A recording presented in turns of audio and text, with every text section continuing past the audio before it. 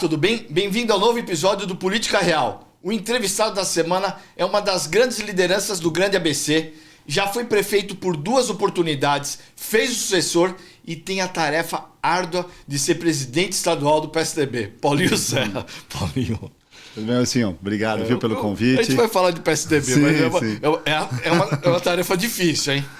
No momento que a gente vive, sem dúvida, né? Não só por conta do partido em si, mas também por conta do momento que o país está vivendo já há alguns anos, né? Nessa radicalização da política, nessa política muito dividida, muito polarizada. E o PSDB, que você conhece bem, como sempre foi um partido de equilíbrio, de centro, né? Encontra hoje também menos espaço, talvez. Com figuras mais equilibradas também, né? Um Fernando Henrique, um Serra, né? A gente era reconhecido como formulador de política pública, né? Ligação com as universidades, né? O mundo acadêmico. E isso foi sendo perdido, né?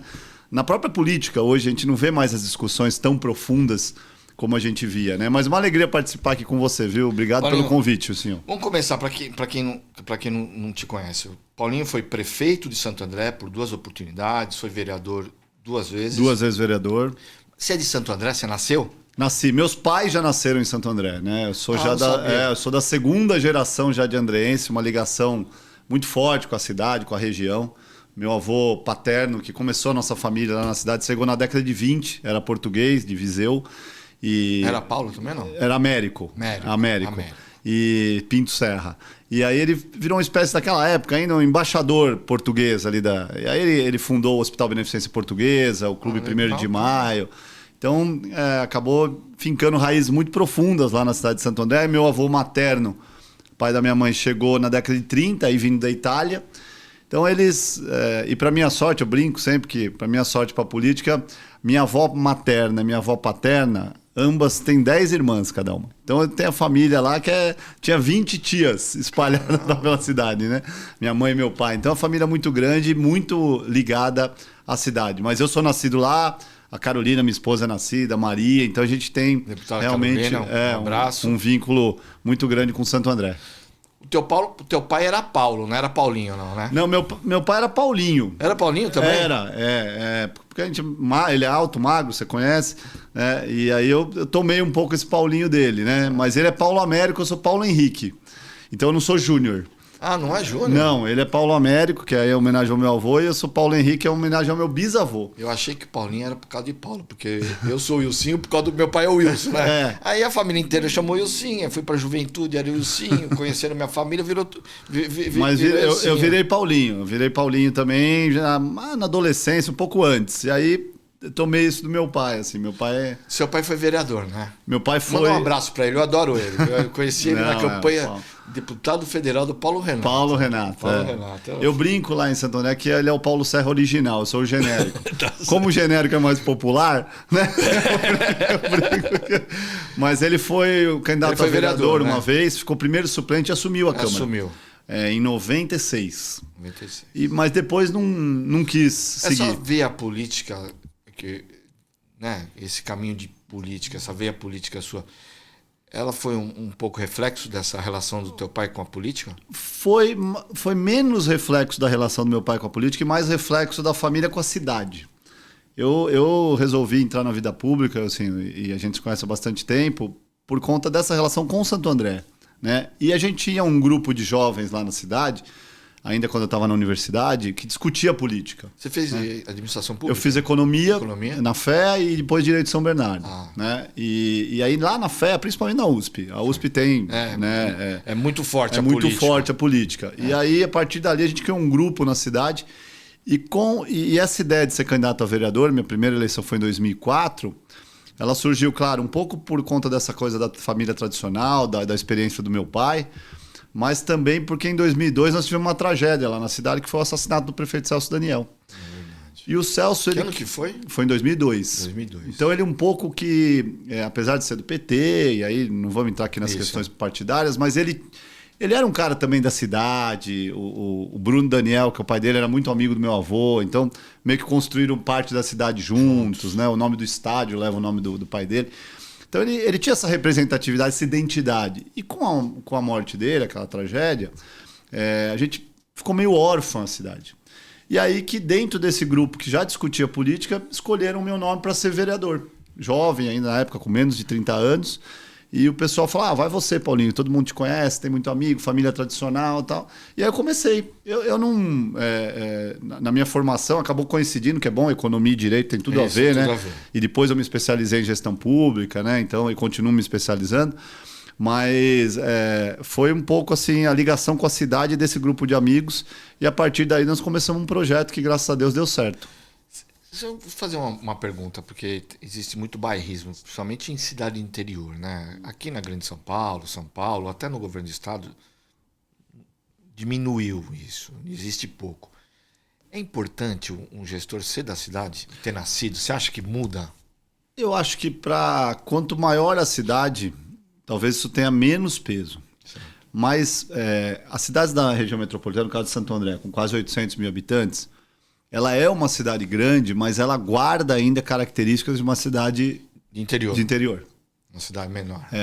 As pessoas se conhecem. A impressão que tem que todo mundo meio que estudou junto, cresceu junto, sabe aquela coisa? Sim. Mesmo sendo uma cidade enorme como é hoje, mas tem muita ligação.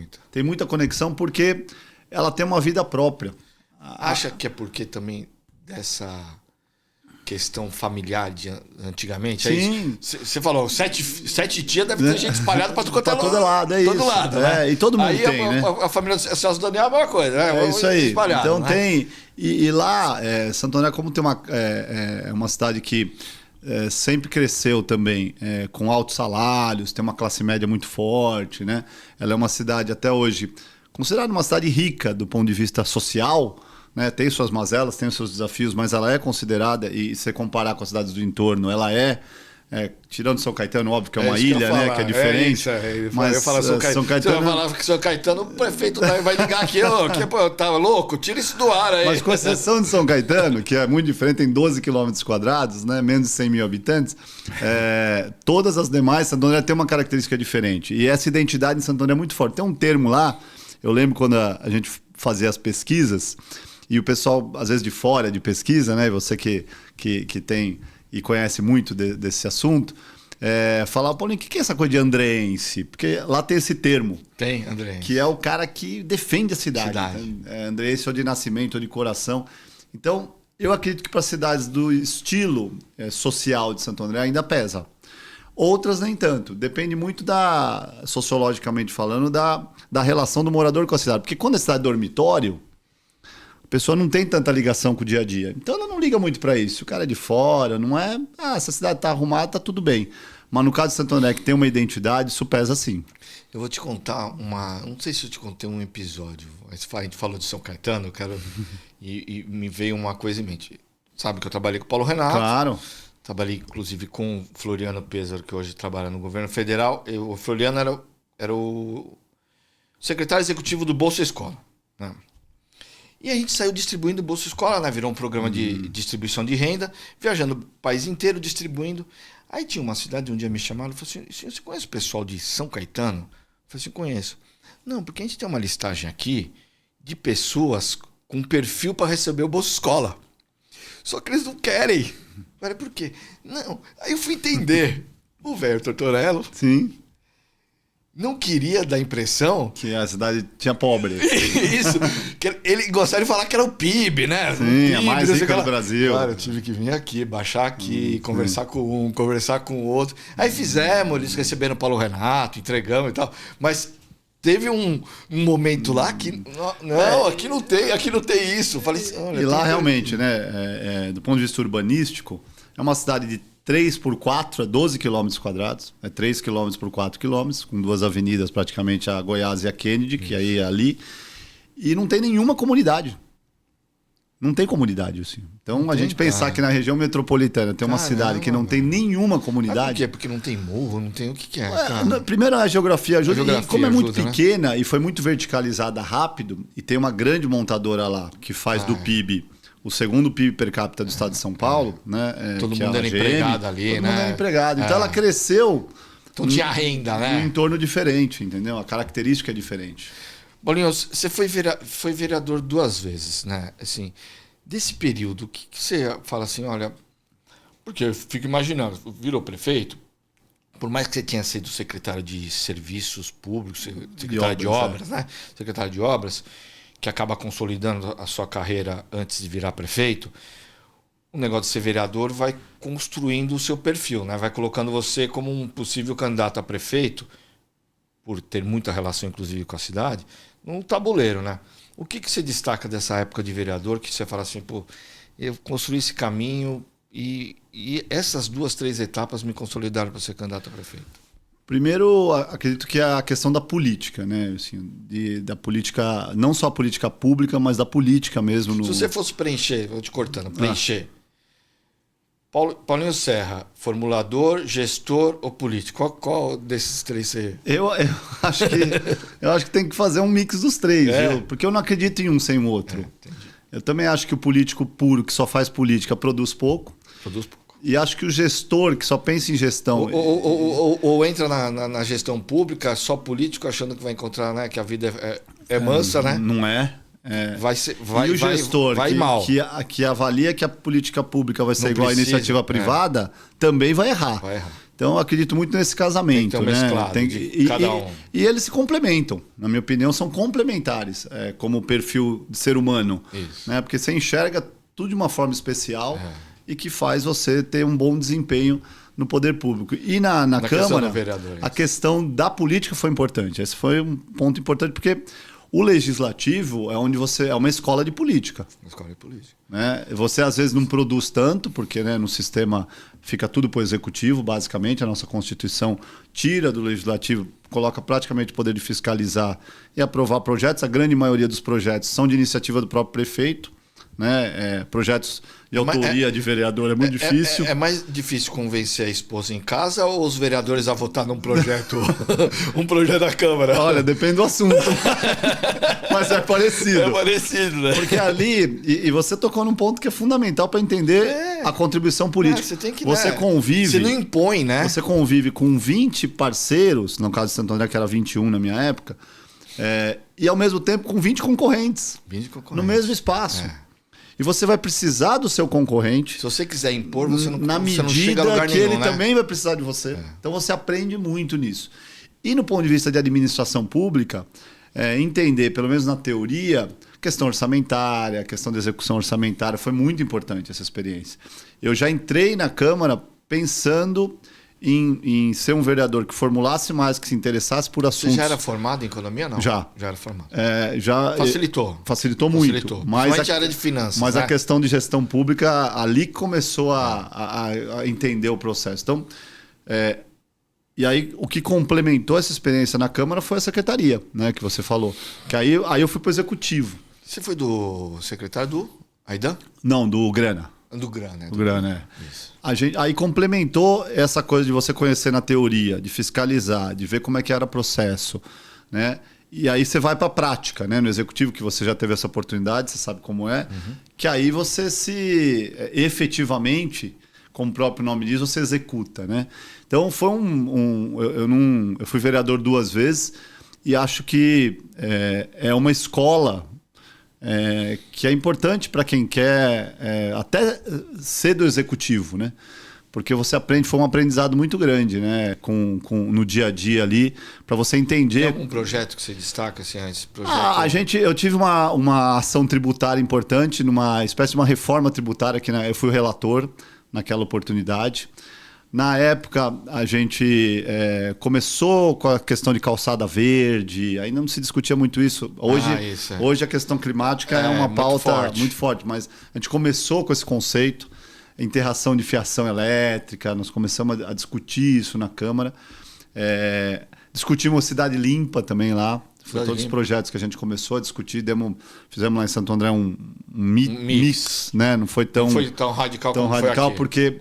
Aí lá nós temos uma limitação, né? A gente não tem corte de TV aberta para a região, a gente assiste a capital. Então seria muito difícil, entendeu? As campanhas eleitorais... Não, assiste a capital. Capital, né? Até hoje. E a gente está falando lá de 2005, 2006, que a TV não tinha rede social. Não tinha. A TV era tudo que a gente tinha. Né? Hoje, a gente está aqui hoje, tem outros meios, né? Hoje, a gente até recebi do Paulo Matias, que tem um programa... Além da além da notícia, tem um programa aqui. Ele mandou ontem o share, né? Sim. A medida, né? O YouTube é quanto que era, Iago? Você lembra? 40%? Isso. 60% TV e tal, e o YouTube, então, redes sociais. Dividido. Dividido. E o YouTube mais que Instagram, essas coisas. Mas o YouTube tá quase o mesmo tamanho de uma TV. Há 20 anos atrás, tinha só o Orkut. Era essa a rede social. Que não tinha nem interação, né? Porque era uma coisa, você tinha que botar mensagem, era quase um SMS. Ontem eu encontrei um amigo nosso, que você conhece, o Raul Cristiano. Sim, ele é secretário adjunto da Justiça aqui no Estado, né? Ele falou, nós temos um grupinho, ele falou alguma coisa, eu falei assim, porra, você tá parecendo o tio do Orkut, não tá, nem tio de WhatsApp você tá atrasado. E ele comentou, tipo, fica chamando o tio de Orkut. Tem gente que tá assistindo nem lembra o que é Orkut. Nem sabe o que nem sabe o que é, né? Mas foi a primeira rede, né? Então tava engatinhando, então a TV tinha um peso. E aí foi um dos projetos importantes, essa coisa da poluição visual, né? Então o mandato teve boas conquistas, mas essa questão política e também de você entender o processo político e administrativo foi fundamental. Essa transição do legislativo para o executivo, assim, foi de uma forma natural? Foi calmo para você? O desafio foi maior do que você imaginava? Foi grande. Não do prefeito. Estou falando primeiro secretário, pro secretário. Né? Isso. Foi grande. Não sei nem dizer se foi você maior ou menor. Você tinha mandato quando você foi secretário? Não, eu terminei o mandato e virei secretário. Virei secretário, né? Mas foi grande, porque é uma mudança total, né? E aí você sente um outro aspecto que é da responsabilidade de responder por uma pasta, e no meu caso era uma pasta fim. Então eu estava diretamente ali, manutenção da cidade, zeladoria, tapa-buraco. Que é uma coisa que as pessoas observam no seu dia a dia, no dia a dia.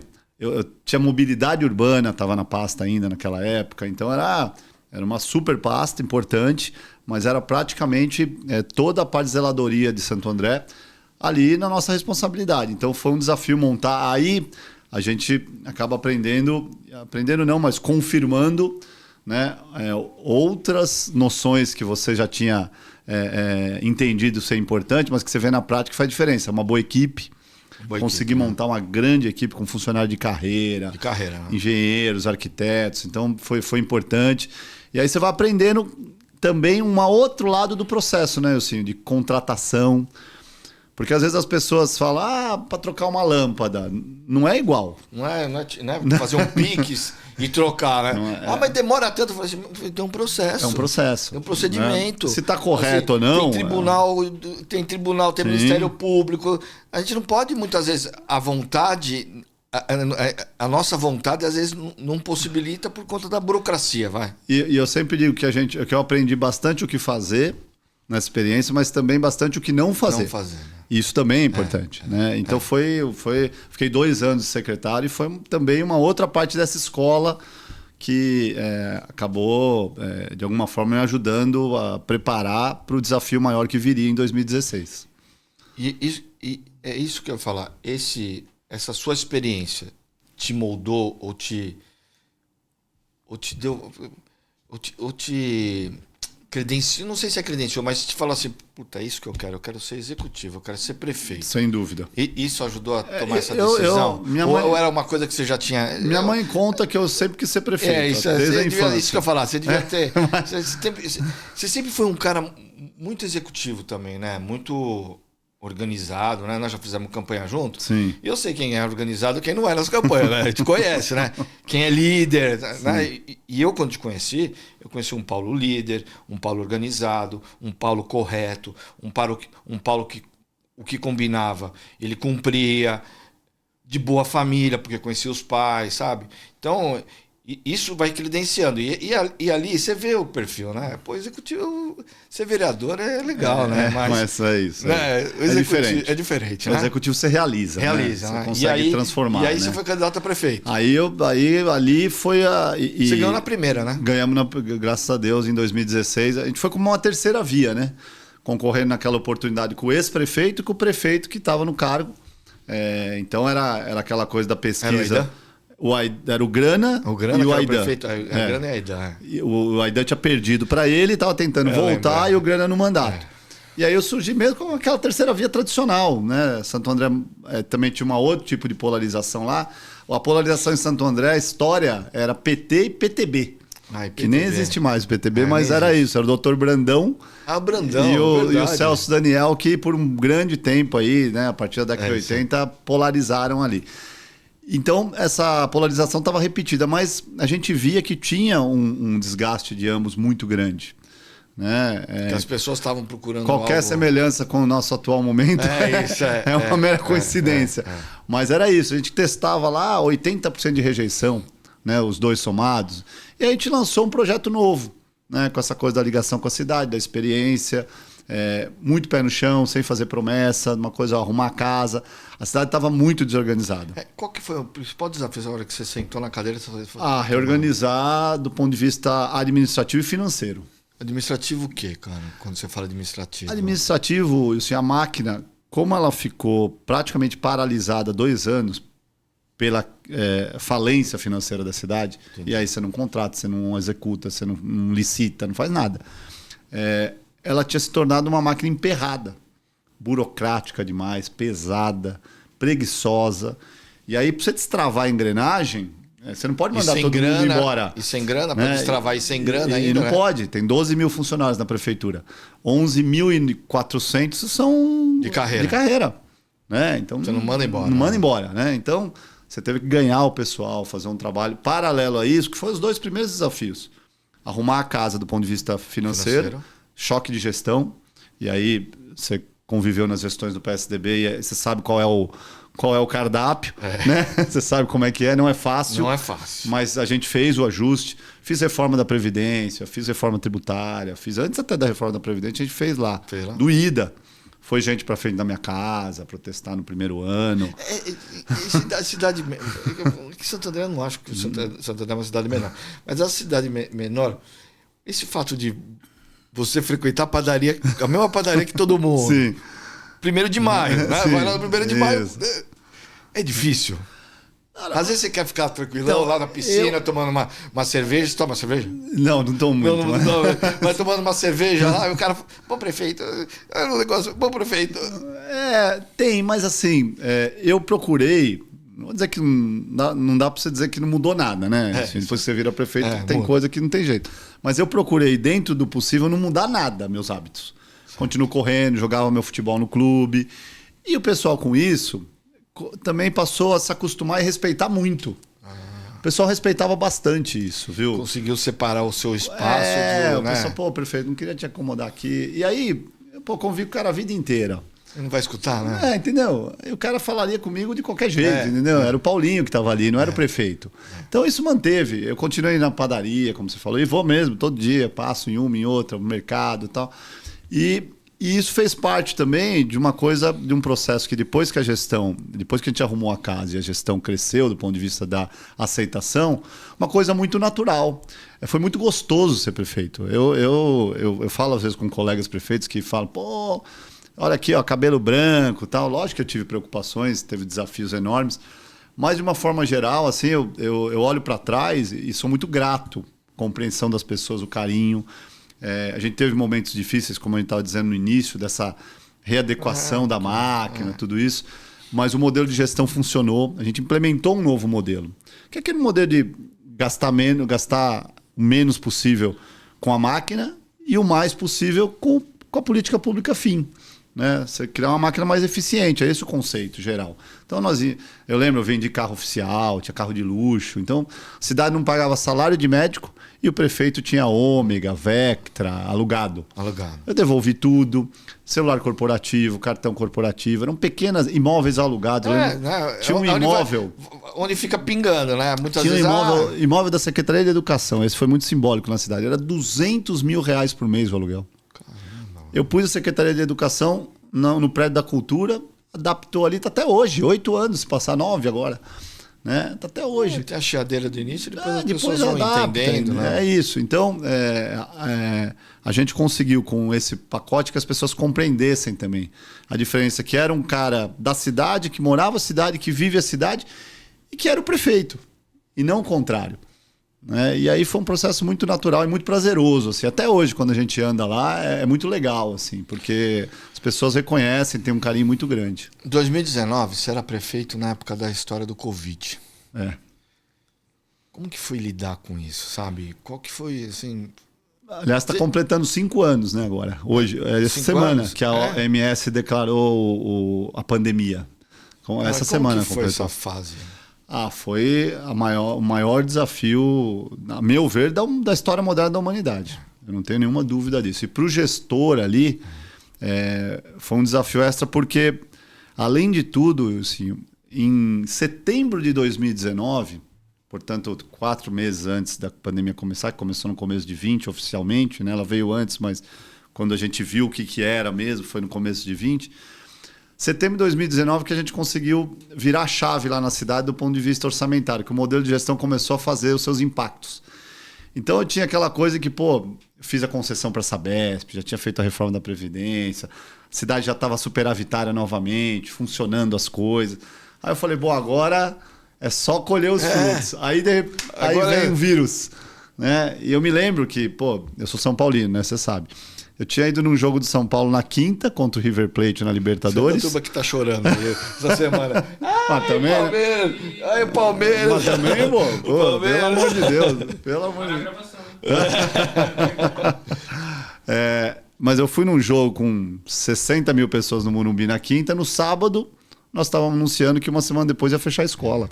Então, uma coisa que a gente não imaginava. E também não imaginava que ia durar 2 anos, praticamente. Então, foi muito desafiador. Você chegou a fechar o comércio? Fechamos. Né? A gente seguiu muito o protocolo. Agora, o que Santo André teve, e aí foi uma coisa que... minha irmã, ela mora já há 4 anos em Madrid. Né?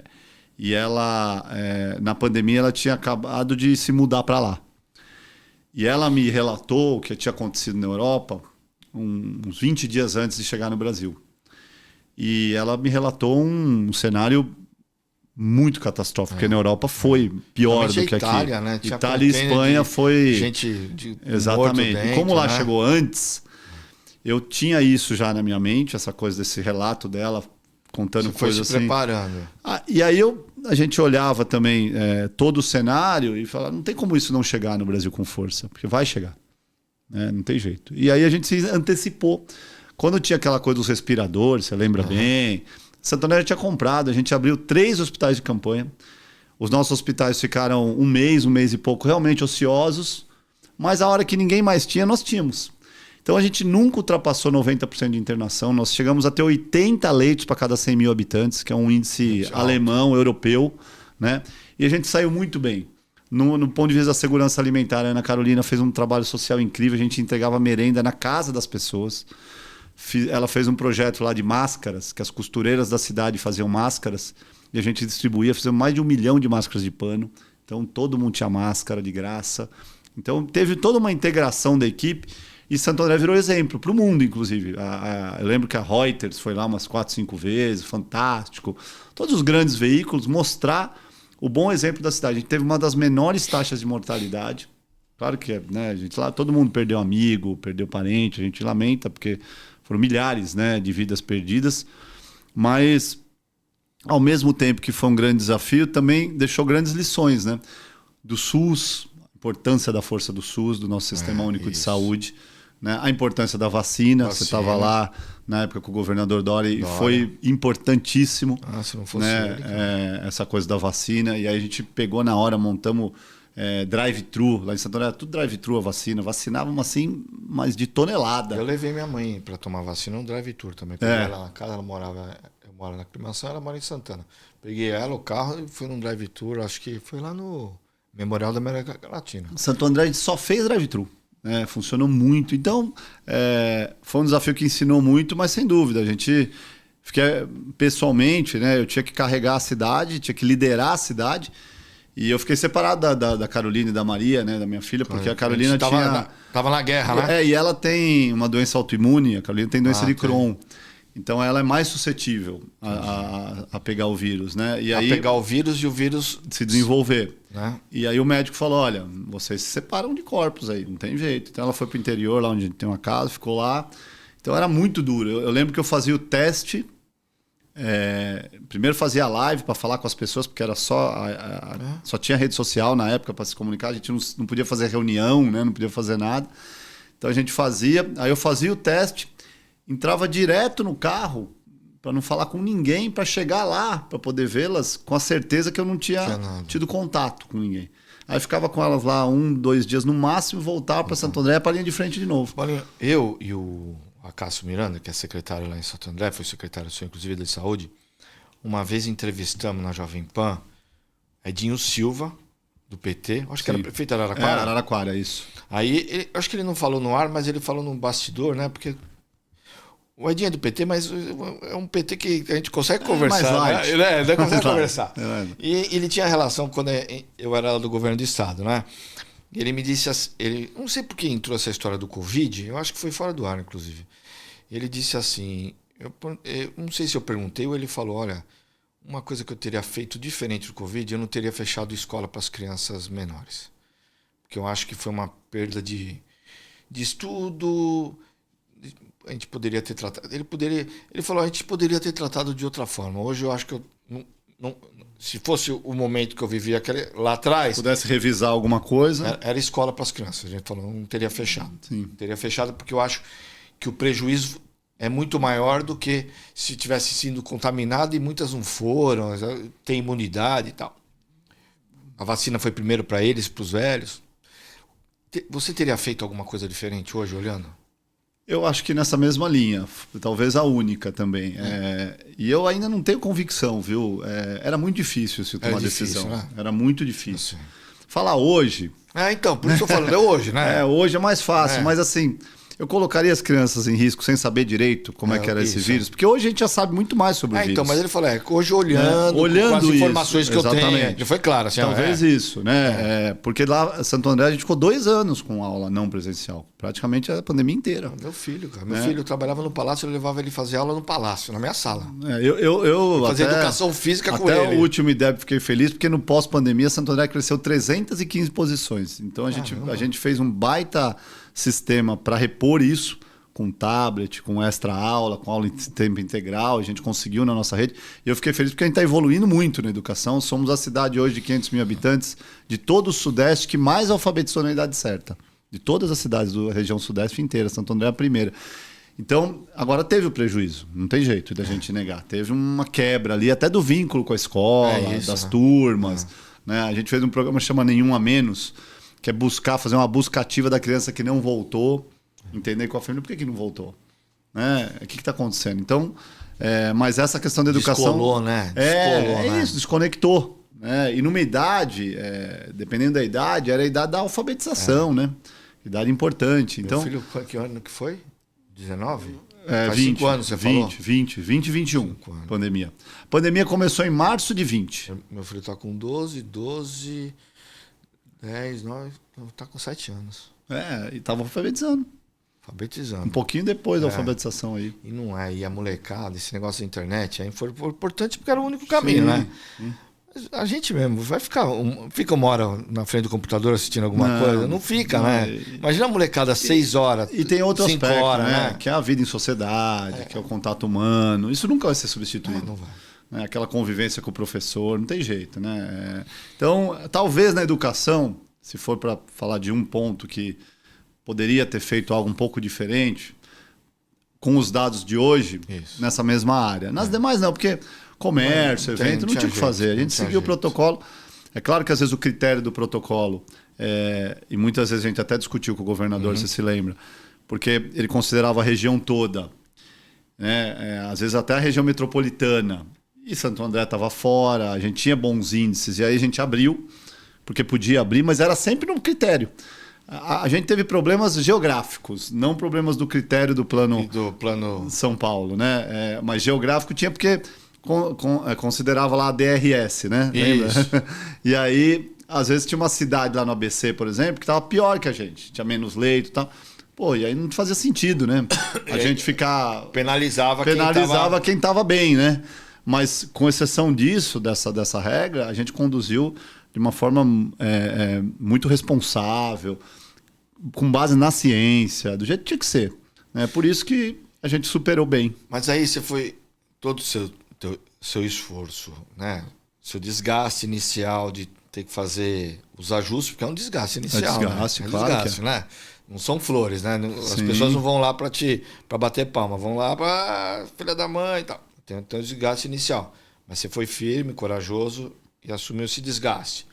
Pandemia. Mas teve reconhecimento, né? Em 2020 você foi reeleição. Não, foi para nós uma surpresa positiva, viu? Assim, a gente teve 76,88. As pessoas reconheceram o líder que você foi em todos os momentos. Pra gente foi muito gratificante porque... E aí não é uma questão de vaidade pessoal, né? É ver o sentimento que as pessoas tiveram com relação à cidade. E para o gestor, acho que o maior desafio é você gerar no morador, na moradora, o sentimento de que a vida dela melhorou. E quando você chega perto de 80% numa eleição, no primeiro turno, numa eleição em que tinha candidato do PT, candidato do PSOL, candidato do Bolsonaro, tinha tudo ali. E já tinha, isso a gente está falando já pós-Bolsonaro. Pós-Bolsonaro. Ele se elegeu em 18. Né? Então já tinha uma força. Já existia, né? o bolsonarismo. Né? E o cara no mandato. Né? Exatamente. Agora ele tem um certo desgaste, né? Mas ele estava com força no momento. Tinha lá candidato do Bolsonaro, tinha candidato do PT, tinha candidato do PSOL, então tinha para todo gosto. E mesmo assim, a gente teve o reconhecimento de quase 80% da cidade no primeiro turno, foi algo muito satisfatório, assim, e uma confirmação de que a gente está no caminho certo, né? De que a gente fez as coisas e elas funcionaram. Porque gerar nas pessoas o sentimento de que a cidade melhorou, de que elas estão protegidas, de que elas estão assistidas, de que a gente cuidou de gente, principalmente por conta da pandemia, porque a eleição foi no ano da pandemia. Eu sei. Eu coordenei a campanha do Bruno Covas, todas as reuniões eram na minha casa. Por quê? Não podia ir num restaurante. Como que eu vou levar o prefeito num restaurante para discutir campanha? Como vai fechar um hotel, né? Não tem Era jeito. em casa, na sala de casa. A convenção dele, o Felipe Sotelo, montou o estúdio na sala da minha casa. Olha só. Ele queria fazer na casa dele, ele morava num apartamento menor, né? Aí eu falei, pô, Bruno, você não vai fazer na sua casa, cara. Por mais que seja a pandemia, dá para juntar eu, o Felipe, uma turma, né? Nesse momento especial para você, tua primeira eleição, né? Porque ele tinha sido vice. Né? Aí eu fiz em casa, eu chamei uma feijoada de bolinha para nós e tal. Mas a convenção, que foi online, foi na sala de casa. Tiramos a mesa, o sofá e montou lá o estúdio. Você vê... a política, uma convenção é sempre festa, né? É isso. É um momento festivo da política. E aí você imagina fazer isso online, quer dizer, um negócio... É frio, né? É impensado, né? Mas o reconhecimento veio. E aí reforça também o sentimento de que a boa política, de que a boa gestão funciona, né? Que isso é uma coisa importante. Isso. As pessoas não podem desistir, e principalmente quem está na vida pública, de fazer o que é correto. Não, não é. E o político tem que entender que a vida pública não é só louros, né? Não é só virei prefeito, que as pessoas só batendo palma para mim. Não. Você tem um desgaste para chegar num resultado positivo lá na frente, né? A vida é assim, né? Você passa um deserto, não é para ter sucesso, para prosperar. Agora as pessoas algo muito importante que falta, a meu ver, hoje na política, de uma forma geral, que é planejamento. Planejamento, né? Você sabe, essa é uma marca das gestões tucanas. Coloquei isso no meu planejamento. No Instagram essa semana. A gente sabia onde queria chegar. É isso. Sabia que eu queria mudar o sentimento das pessoas com a cidade, a autoestima, o pertencimento, e a gente só faria isso com uma cidade mais bonita, mais ativa, né? Levando equipamentos onde não tinha, fazendo as pessoas sentirem que a cidade chegou lá no bairro dela. Nós tínhamos 30% da cidade que não tinha água em 2017, assim. Caminhão-pipa, em Santo André. Você imaginou como é que esse cara vai se relacionar com a cidade se ele não toma banho direito todo dia? Até hoje eu vou nas comunidades e os caras falam, Paulinho, sei que falta muita coisa aqui, mas eu tomo banho por causa de você. Um negócio desse, cara, né, a gente saiu de 27% de saneamento, de tratamento de esgoto, para 94% em 8 anos. O Gilvan vai entregar 100% agora. A gente termina. O Gilvan é o atual prefeito, que é o nosso sucessor. Que o Paulinho fez. Então, assim, isso é muito gratificante, não só pelo reconhecimento, mas para ver que dá certo quando você faz a coisa no caminho correto, né? Destacar 3 programas assim que você fala. Eu lembro que tem um programa chamado Quali Saúde. Sim. fez muita infraestrutura, né? Dá uns 3. Eu lembro também que acho que, não sei se era final de mandato, mas eu conheci no final do mandato, porque eu acho que eu conheci em época de campanha.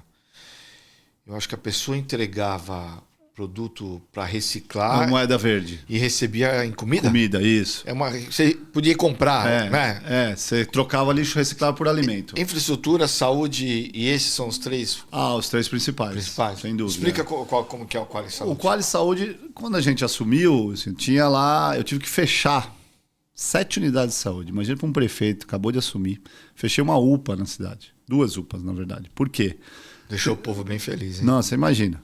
Telhado caindo, pulga no telhado.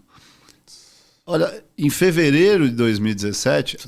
Você pegou terra arrasada. A vigilância sanitária da cidade ia interditar uma unidade de saúde da própria cidade. Olha que ponto chegou, porque tinha pulga no telhado. As pessoas estavam na recepção, a pulga caindo. Caramba. Então, assim, era um caos.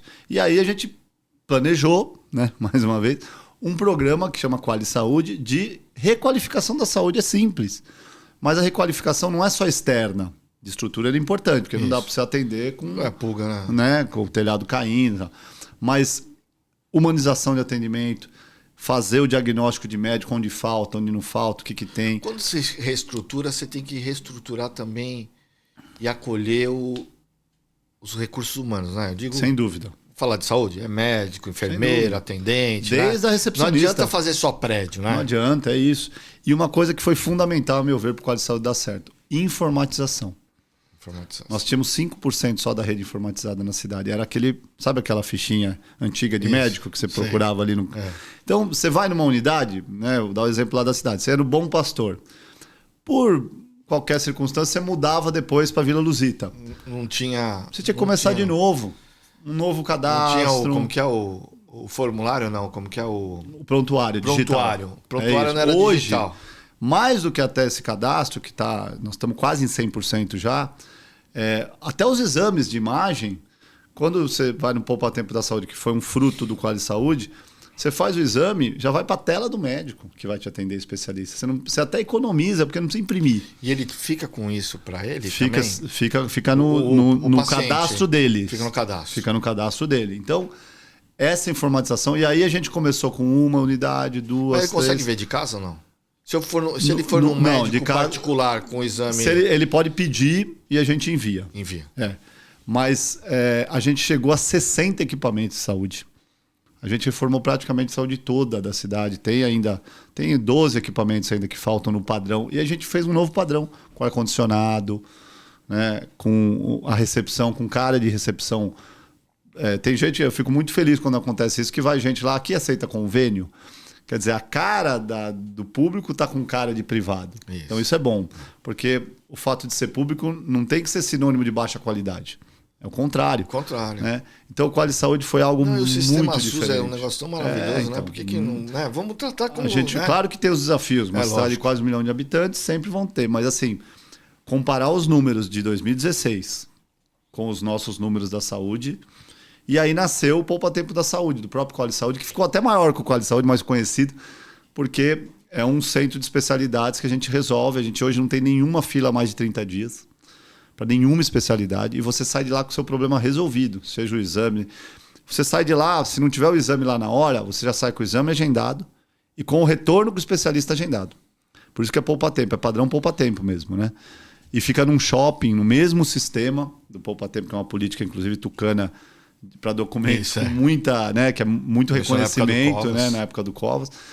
E aí hoje o sistema de saúde da cidade de Santo André... Documento e agilidade no serviço. Exatamente. De infraestrutura que você falou, voltaram as grandes obras, né? Então a gente entregou piscinão, a gente entregou 10 creches, zeramos o déficit de creche, a gente entregou o viaduto Adibichamas, 38 anos parada a obra.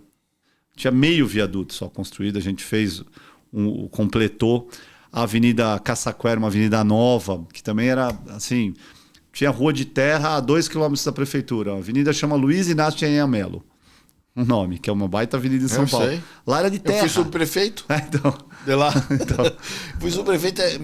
Hoje é separado. É Vila Prudente é uma subprefeitura e a Sapopemba é outra. Eu fui subprefeito das duas, cara. Porque era na uma minha coisa época só, uma coisa só. Uma coisa só, né? Enorme, né? E aí eu reclamava, né? Porque descarte de coisa irregular. Os bonitão saía de Santo André, de São Caetano, e jogava entulho na porta da subprefeitura. Então aí a gente conseguiu com o BID, aí as finanças da cidade em dia, né, assim, aquele... Eu sempre falo muito isso na cidade para as pessoas entenderem, que era como se a gente estivesse no SPC, no Serasa, nós limpamos o nome da cidade. A partir que você limpa o nome, você volta a ter crédito. Né? E quando a gente teve crédito, eu consegui 50 milhões com a CAF de dólares, 150 milhões com o BID, além de Banco do Brasil, Caixa Econômica Federal, e a gente voltou a fazer grandes obras. Então fizemos piscinões, fizemos creche, fizemos o Caçaquera. Mas isso não cai do colo, né? Você tem que ir atrás, né? Tem que ir atrás. Imagina, eu lembro porque que muitas vezes as pessoas falam, o prefeito não está aqui, o prefeito está em Brasília, o prefeito não está aqui, o prefeito está no Rio. Sabe o dia que eu assinei... Ele está no BNDES, ele está no Banco do Brasil. Sabe o dia que eu assinei o contrato com o BID? Eu me lembro. 30 de dezembro de 2018. E eu lembro que eu já estava no interior com a família, né? Já tinha ido para Porto Feliz. E aí me ligaram, falaram, prefeito, ficou pronto aqui o contrato, você pode vir? Eu falei, pode? Quando? Amanhã. Era dia 29. Eu falei, eu vou gravar esse vídeo aí mostrando para as pessoas. Ninguém vai acreditar, né? Que eu estou em Brasília dia 31 de manhã. E fui. Aí eu fui para Campinas ainda. Eu lembro, eu fui de azul. Porque eu falei, vou por Campinas, que já estava no interior. E aí é isso, entendeu? Tem que ir atrás, tem que se planejar, tem que ter boa equipe. Mas funcionou. Fizemos um complexo viário de Santa Terezinha, uma parte já foi entregue, o Gilvão vai entregar o restante, que é uma obra, a maior obra viária da história da cidade.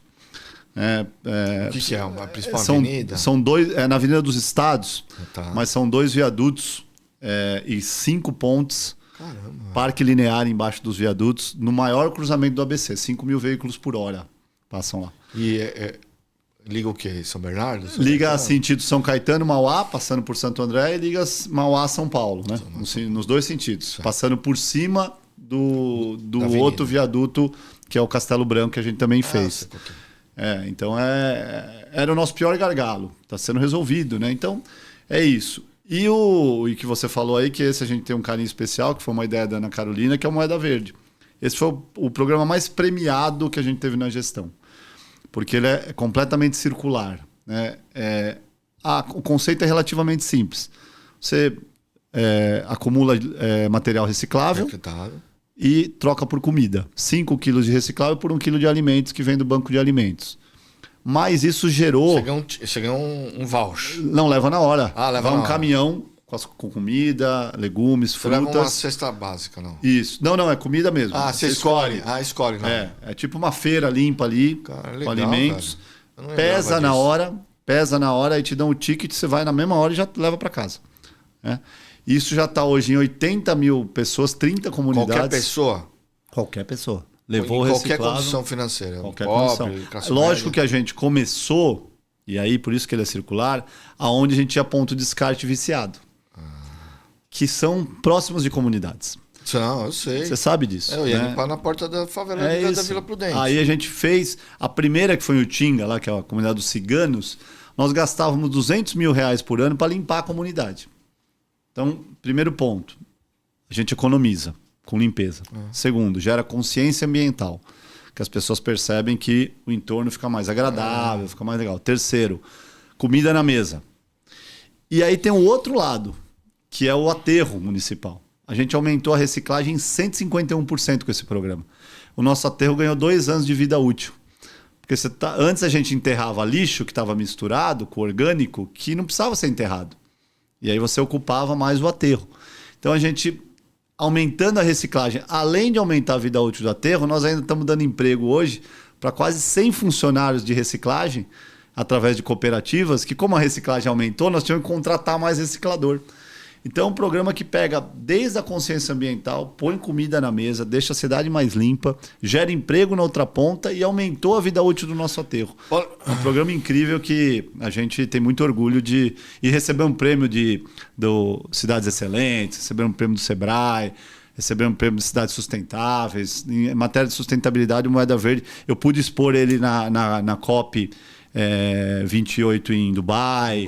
Então, é um programa que a gente tem muito carinho. Paulinho, para a gente entrar na questão política de PSDB, de futuro político, só encerrar essa com uma pergunta, essa questão principalmente de gestão. Por que os gestores, os prefeitos, eu digo o governador, não copiam programas que são premiados, programas que deram certo, que nem esse Poupa Tempo da Saúde, que nem o Smart Sampa aqui de São Paulo, fala tanto de segurança, por que nos outros lugares não tem, né? Hoje a tecnologia é tão fácil, né? Nós temos lá.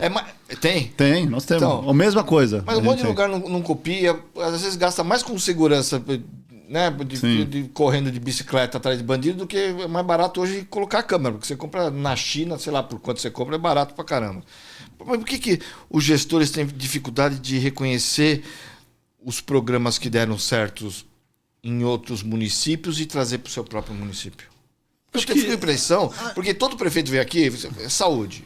O outro vem aqui, resolveu, tá próximo, resolveu pancadão.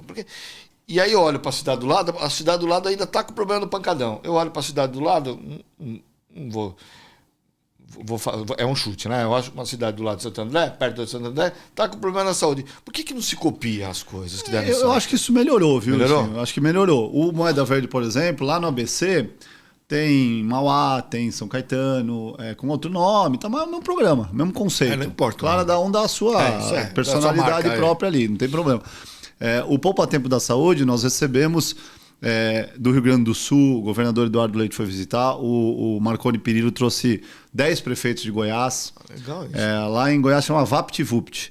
Né? O Poupa Tempo tem outro nome lá, mas é o mesmo conceito. Eles vieram conhecer. Aqui, o Camarinha, lá em Marília, veio conhecer também para levar. Então, o Moeda Verde já existe. Se não me falha a memória, em 12 municípios tem conceito parecido, muito parecido com o nosso. O Poupa Tempo da Saúde também. Então, acho que isso melhorou, mas eu acho que um pouco para trás tinha um pouco da questão da marca, né? Que tinha essa preocupação, vou fazer igual o outro, vai parecer que não é meu, aquela coisa, né? Às vezes da política. E também hoje a gente consegue, o poder de comunicação e de interação que a gente tem é muito maior, né? Talvez antigamente isso era mais difícil, até por conta de não ficar sabendo do que funcionava, né? Hoje com a rede social, e isso é positivo, você está sabendo, né? O que está acontecendo em Santo André, o que está sabendo em outra cidade. E existe uma interação maior, na minha opinião, isso melhorou bastante. E não podemos também desprezar de forma nenhuma que tem, às vezes, a questão política, né?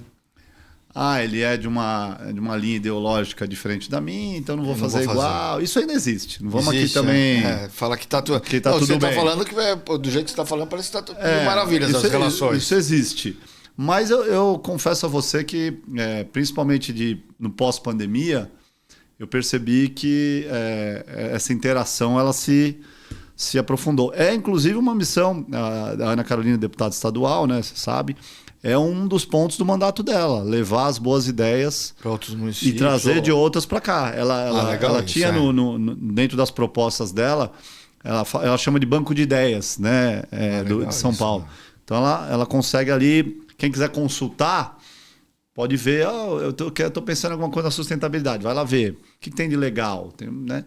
E tem outras entidades aí privadas, né, que também acabam ressaltando os programas. Então, mas não deveria ser um problema, né? Pelo contrário, né? Deveria ser uma solução.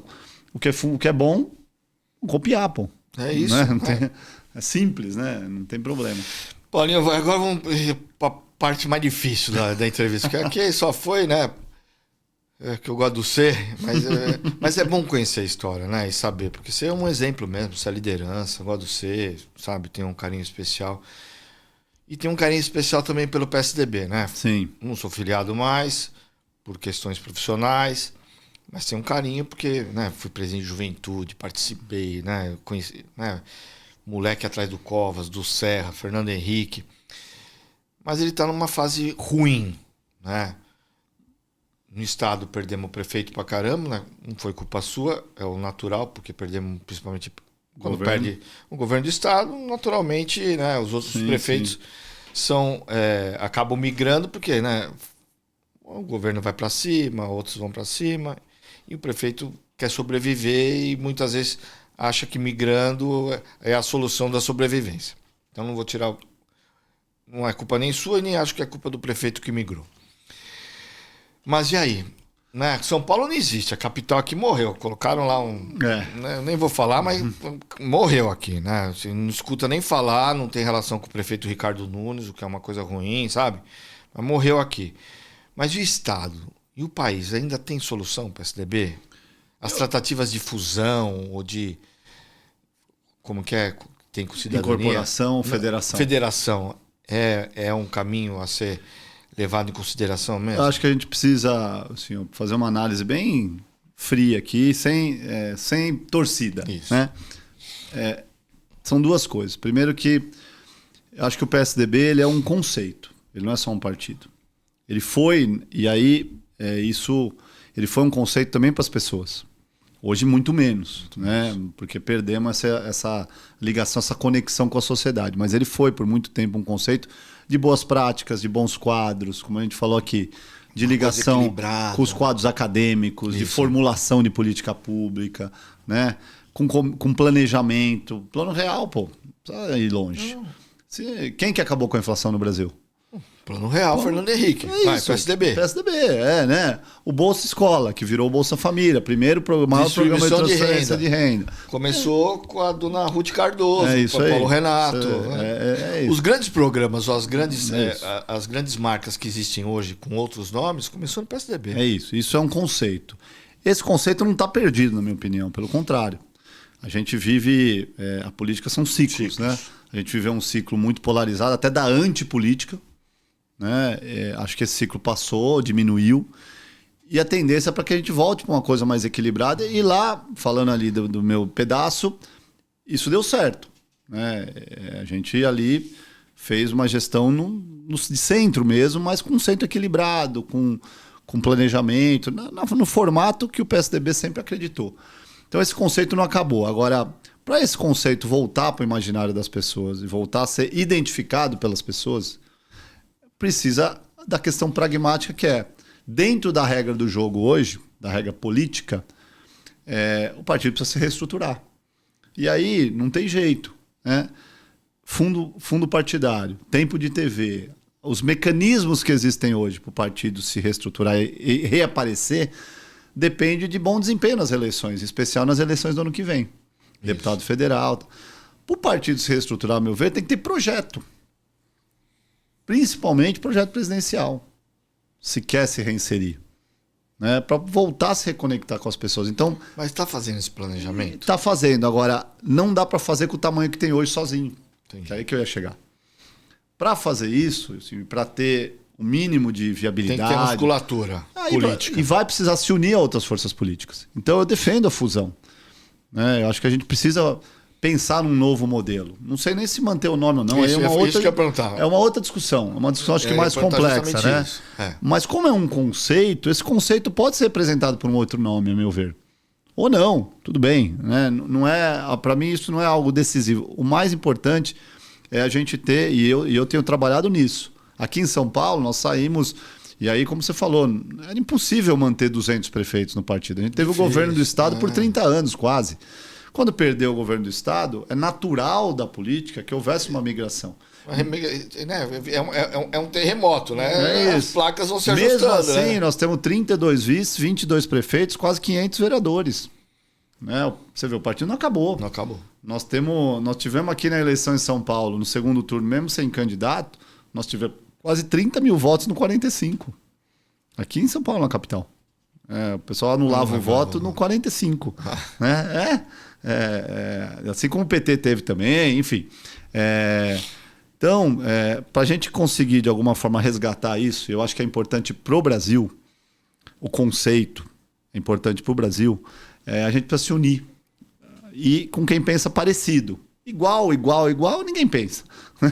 Você pode ter muito mais identidade do que discordância, e aí você se une para poder crescer. E a partir daí que é essa nova construção para o ano que vem, em especial para o ano que vem. Hoje eu sou presidente estadual do partido. Isso.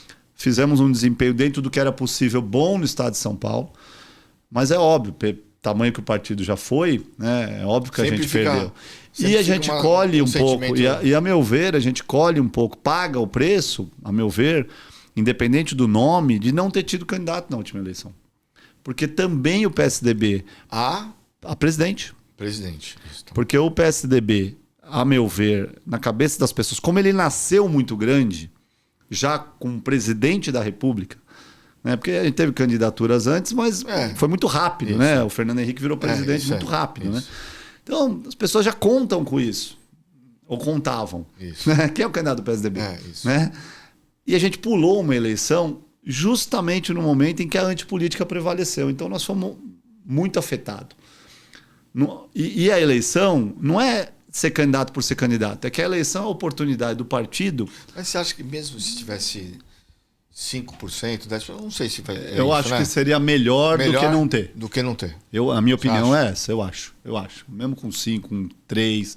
Porque teria um tempo de TV, poderia expor as ideias, falar o que pensa. E é a hora que você se reconecta. Não ia ficar escondido. Que todo mundo presta atenção. Porque não ia sumir do dia para noite. Também vamos aqui. A vida como ela é, né? Assim, a realidade é que as pessoas não se preocupam muito com política fora do tempo da eleição. Elas se preocupam com o dia a dia, com a inflação, com o custo de vida, ou com a zeladoria da cidade. Com a zeladoria. É isso. Com a educação e saúde para os filhos. É isso. Mas com articulação política.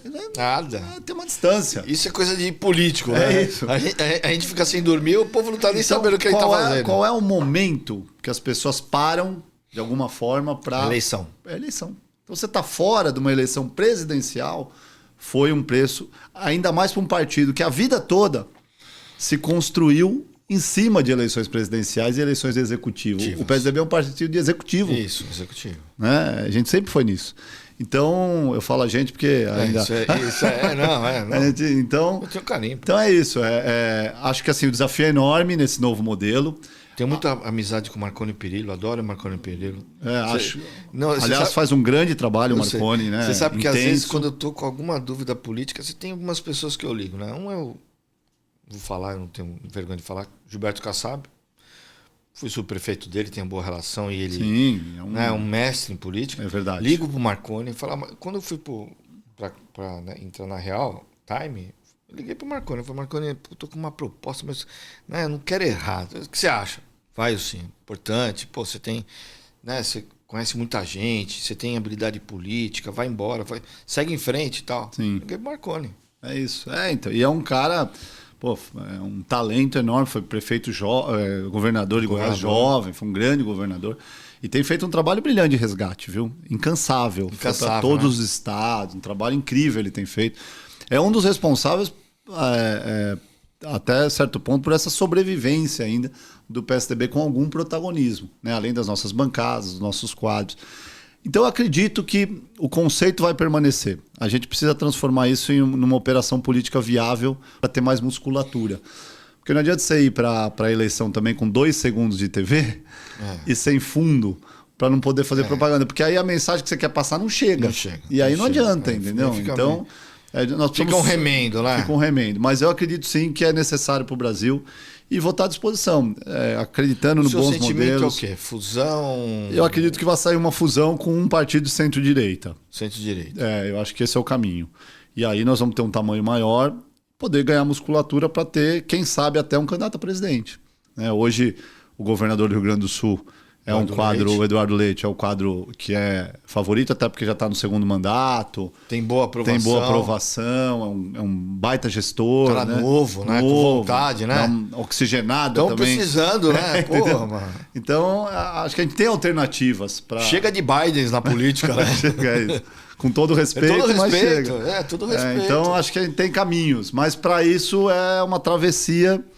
A gente está atravessando o deserto, né, assim. Isso. Então, não é fácil, mas acredito que a gente tem caminhos positivos, sim. E o Paulinho?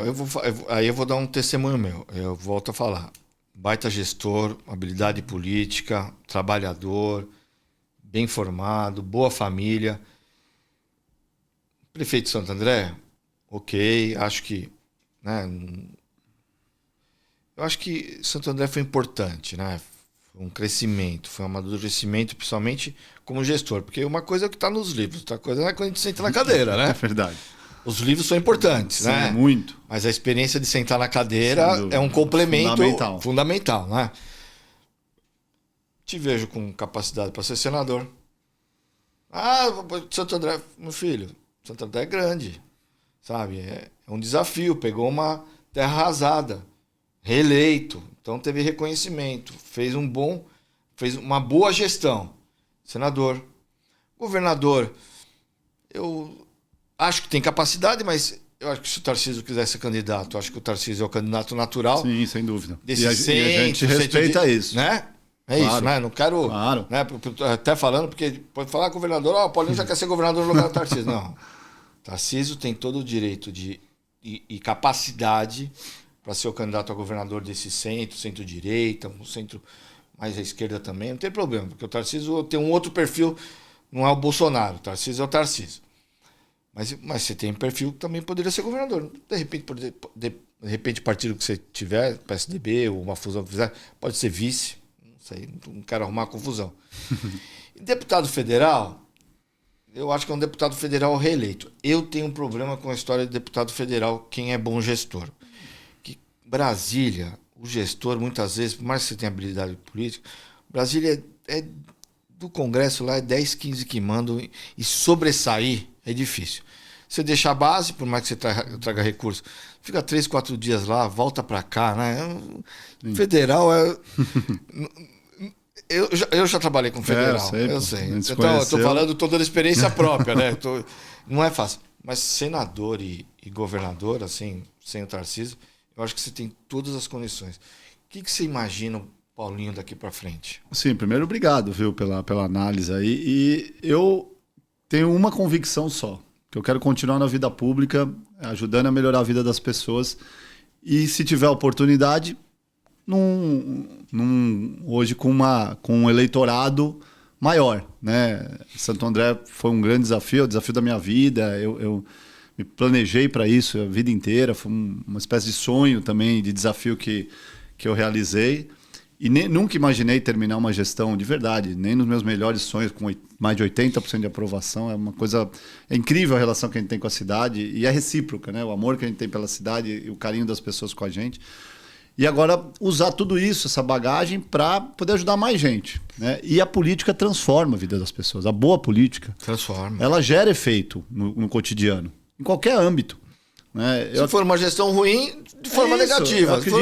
Eu acredito muito nisso, está dentro de mim, assim, porque eu sei o quanto isso é verdadeiro. Quem sentou na cadeira sabe disso, o quanto né? isso é verdadeiro. Sabe como o quanto um bom gestor melhora a vida das pessoas, né? É isso. E aí, dentro das possibilidades, muita coisa me agrada, outras mais, menos, mas eu não tenho nenhuma obsessão, assim, de eu quero ser isso aqui. Né? Eu quero estar num processo que faça sentido, com boas pessoas, nesse processo partidário, que hoje, né, por ser presidente do partido, a gente tem um certo protagonismo. E a partir daí, analisar para o ano que vem as oportunidades que surgirão. Né? O Senado é uma coisa que agrada bastante. Porque mesmo sendo candidato, do mesmo jeito que as pessoas, que os presidentes de partido cantam os prefeitos, cantam os vereadores, eles também cantam o Paulinho para mudar de... Mesmo sendo presidente do PSDB, canta? Claro, tem boas propostas. Tem boas propostas. Tem. O que é bom, né? O que é bom, né? Tem boas e mostra, propostas. Né? A gente fala de ego, né? Mas é bom às vezes também, né? Pô, tem boas propostas. E tem bons caminhos na política. A política tem muitos bons quadros, né? Tem. E aí, independente de partido, né? Tem bons quadros. Ainda bem que a gente tem e manteve relações com esses quadros desse lado positivo. Mas Senado, então, você acha que é um... Você gosta? Eu gosto da ideia. De verdade, é uma coisa que sempre... Outro dia eu vi você numa pesquisa como candidato a governador e eu acho que... Vou te falar, acho que era na margem de erro, 8%, 9%. Pô, um cara que não se colocou candidato a governador, sem o Tarcísio, né? Sem o Tarcísio, exato. Sem o Tarcísio. Não, é um bom número. É um número que anima. Eu sei. Anima bastante. Ali Eu já ganhei a prefeitura com o João Dória, ele tinha -1 quando começou, né? Eu ganhei no mesmo ano, né? É verdade, 2016. Né? Começar com 9, saiu ali, até para explicar para o pessoal, né? O PSDB as pesquisas sempre colocam um candidato do PSDB. Né? E aí, falando com o próprio Marconi, né, o Marconi falou, olha, o quadro que a gente tem lá hoje com mais projeção é o Paulo Serra. E por isso que meu nome foi colocado. Não foi uma coisa que a gente... Não sai pedindo, não é, né? E até porque é isso que você falou, com o Tarcísio no jogo, né, ele tem toda a legitimidade para ir para uma reeleição, né, tranquila, né? E acho que faz um grande trabalho em São Paulo, então não tem discussão com isso. Mas dentro das possibilidades, ainda bem que são várias, né, Elcinho? Então, a coisa do Senado é uma coisa que agrada. Deputado federal, voltar para o legislativo depois de ser executivo, todo mundo diz que é uma frustração, né?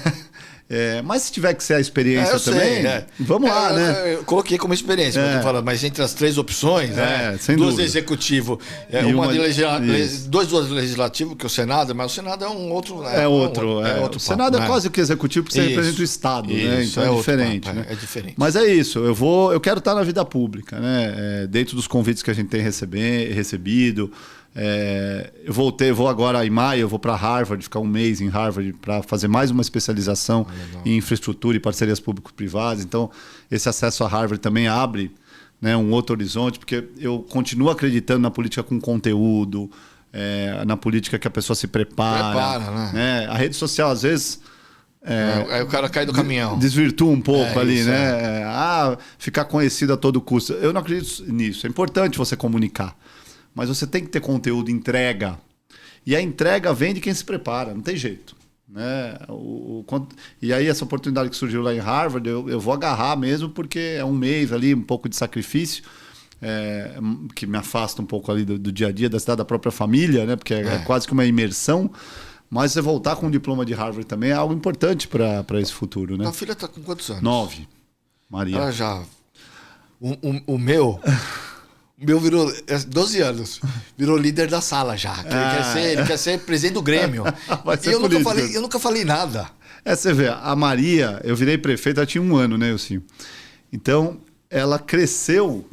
Ele cresceu. Com o pai prefeito. Não, imagina a eleição do Bruno, ele conviveu tudo com aquela loucura dentro de casa. Na campanha do Rodrigo Garcia, um dia ele pegou uma folha de sulfite, aquelas grandonas de quadro, né? Como que é? Flip shape lá, como que é? Flip chart. Pai, vamos aqui que eu vou ajudar a montar a estratégia da campanha, não sei o que. Ela começou a escrever, cara. Olha que louco. A Maria, o que ela tem já, ela cuida da cidade. Isso ela já repara.